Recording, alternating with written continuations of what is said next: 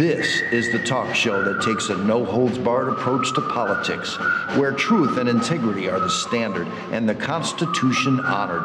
From Renaissance Studios, this is Champion News Talk Radio.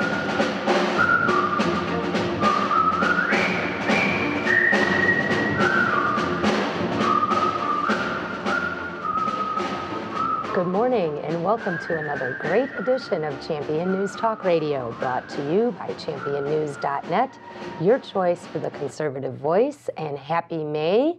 And this is Mother's Day month. A lot of folks say, well, Mother's Day is one day. Well, you know what? We've got a lot of Momma Grizzlies, and we're going to be celebrating women and moms and just conservative girl power this month. And with us today, our founder, Jack Roser, and myself have Jackie Menconi from Awaken America and Cheryl Davis, who is from the West Suburban Patriots. And these are moms that are fighting for liberty. Good morning, Jack, and welcome, ladies. Well, Welcome. I got to watch myself here because these are dynamite women. All three of them are. And I know that from what they've been doing in political work in the state of Illinois. I tell you, us guys aren't qualified to take very many bows. You women have really done tremendous work by getting out and getting a lot of people involved in this. Illinois is in peril, and you women have carried more than your share of leadership in getting out and getting people to go door to door, to go to meetings.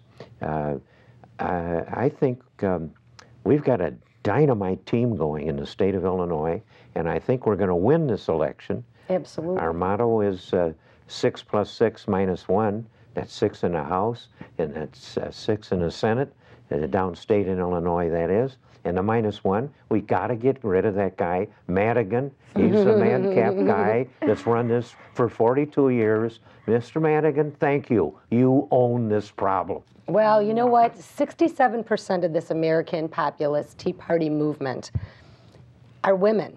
And I think it kind of almost goes to what Margaret Thatcher said. If you want to talk about something, ask a man. If you want to get something done, ask a woman.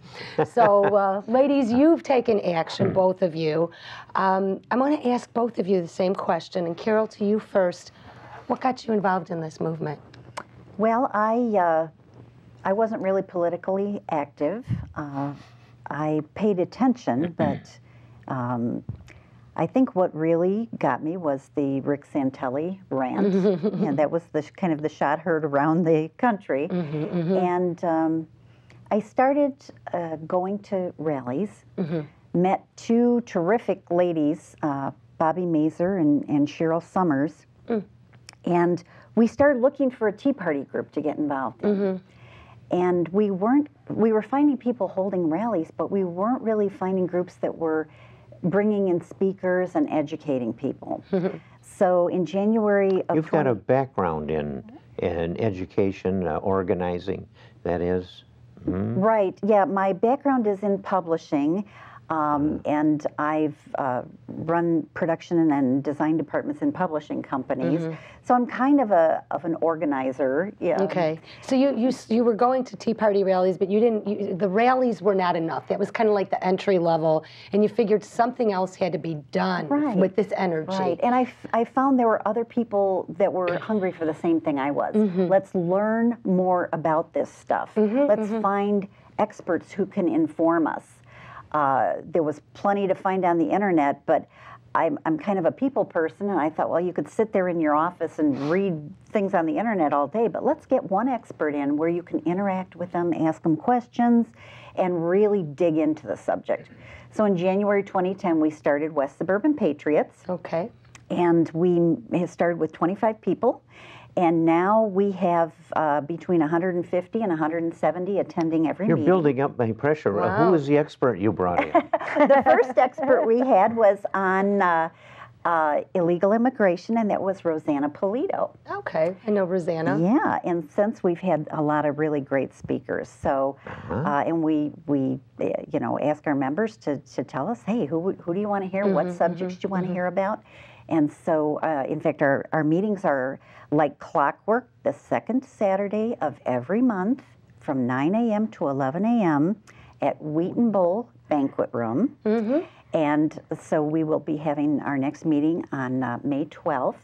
And we're going to be talking about American laws for American courts. Wonderful. So, so you got engaged because of Rick Santelli's rant, and you understood you wanted to see this energy performed in action, and you're an educational group.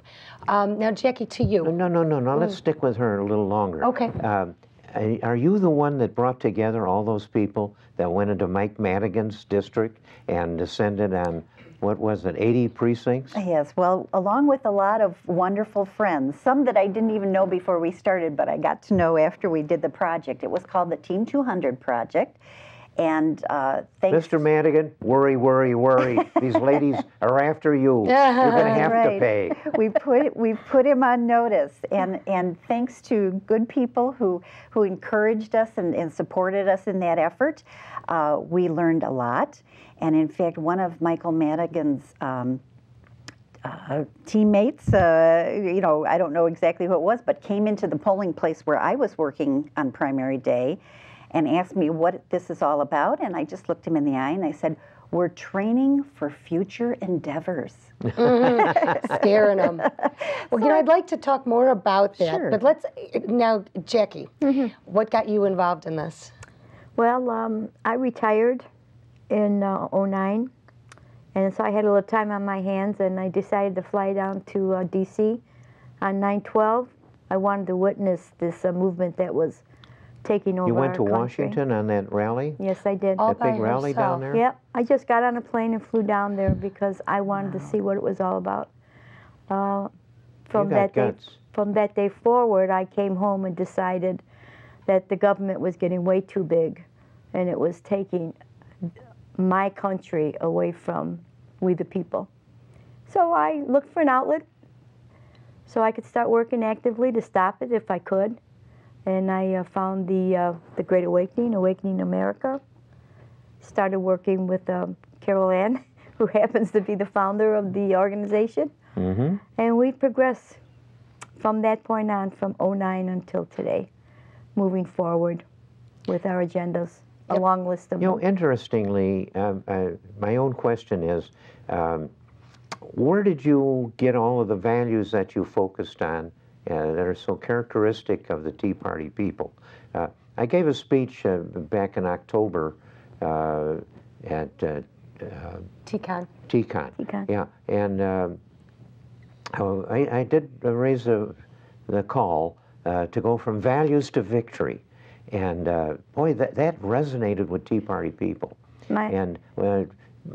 My values came from my family. Because I find they're Tea Party people really have got values driving them. They've got a North Star, or maybe several of them, but they keep on the track because they know what they're after. What is it? The values come, I believe, from your family and your home environment. That's where it starts. I got my values from my father, who was very strong, and my father actually was a Democrat all his life. I grew up in a Democrat household, but he wouldn't recognize the Democratic Party Your father's today. Democrat is gone now. It's gone. It's not here any longer. And that's when I took his values into what I consider the conservative Republican organization, and that's where my values came from him. But and I instill those values in my sons, and I think I did a great job raising them, and I hope that this will take off across the country, because I believe the foundation of is your home. And if you don't have that foundation, then I don't know what can carry you through. You know what, you're talking about home, and you two ladies have a very similar story. Both of you were single moms, not living off the government dole. And I do want to address that a little bit later, but you were talking about your father being a Democrat. You were a Democrat. Absolutely. Okay. Now, when did you decide to, the Democratic Party, when did you decide to leave the Democratic Party? Well, I voted, my last Democratic ballot was cast for Jack Kennedy. Kennedy. Kennedy would I be. mean, that was, you know, that was an era that was. I mean, that's Camelot. How could you not vote for him? My mom voted for Kennedy yeah, too. I did.